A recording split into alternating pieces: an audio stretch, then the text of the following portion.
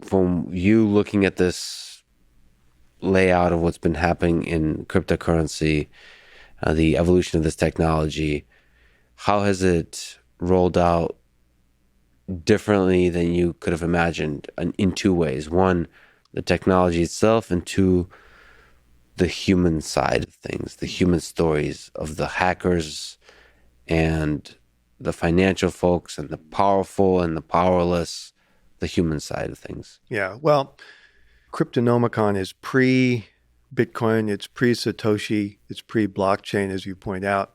So um, at that point, I was kind of reacting to what I was seeing among people like the Bay Area cypherpunks in Berkeley. There was there was a branch here in Austin as well. Um, and a lot of their thinking was so based on the idea that you would have to have a physical region of the earth that was free of government interference.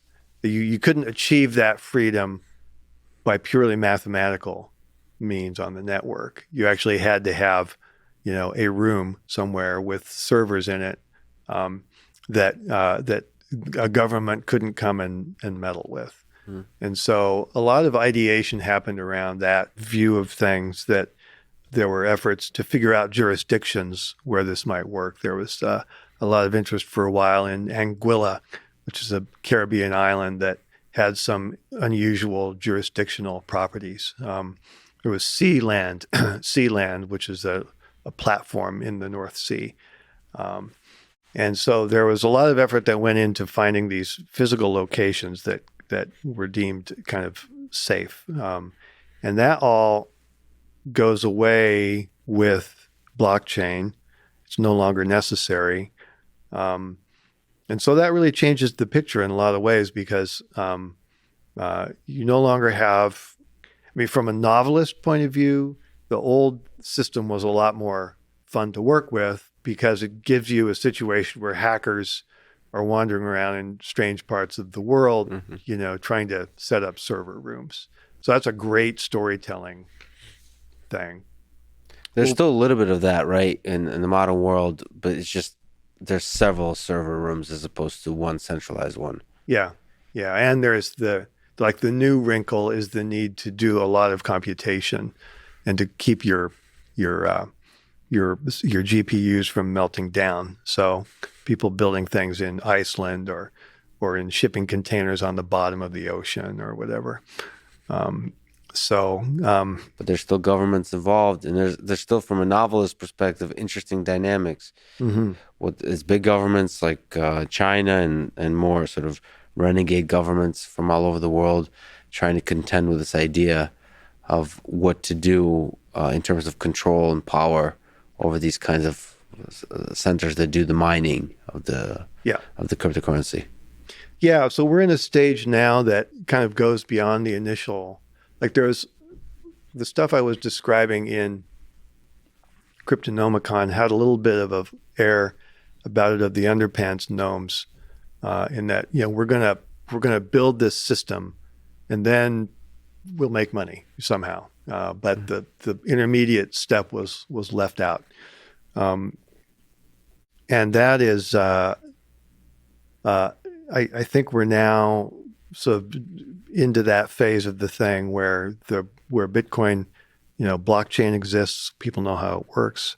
Bitcoin and other cryptocurrencies exist. People are using them, and it's sort of like, okay, what now? Where does this all lead?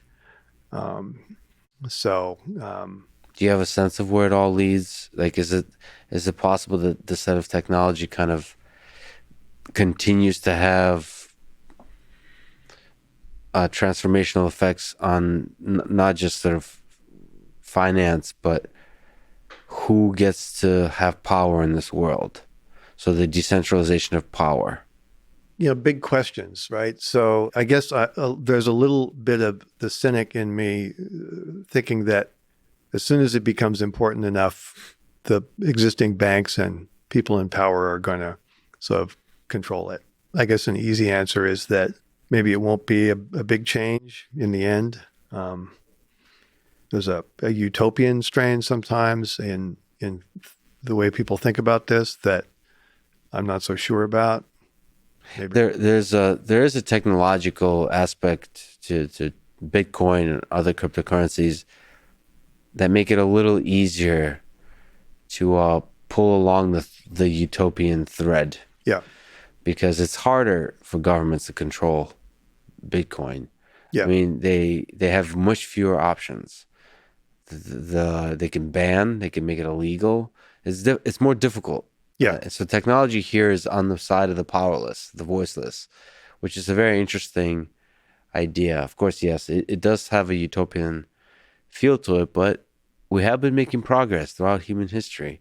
Yeah. And maybe this is what progress looks like. There will be the powerful and the greedy and the bureaucrats that take advantage of it, skim off the top kind of thing.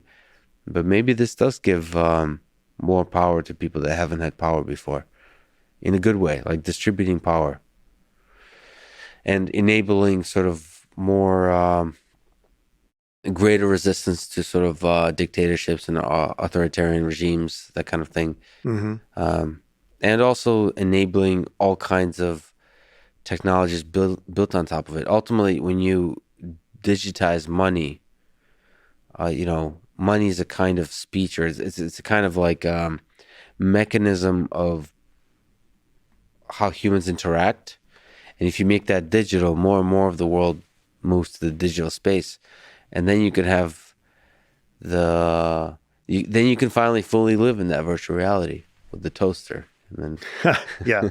Yeah. In a lot of ways, I think in that realm of technology that the money per se is one of the less interesting things you can do with it. So I think, cryptographically enforceable contracts and organizations built on those, that seems to me like it's got more potential for change just because we do already have money.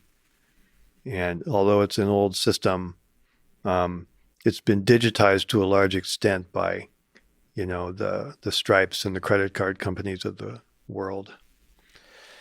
And I also love the idea of like connecting two smart contracts, connecting data, sort of making it more formal. It's like Mathematica, more structured. The integration of data, of weather data, of all kinds of data about the stuff in the world, so they can make contracts between people that's grounded in data. And that's actually getting closer to something like truth, because then you can make agreements based on actual data versus kind of perceptions of data.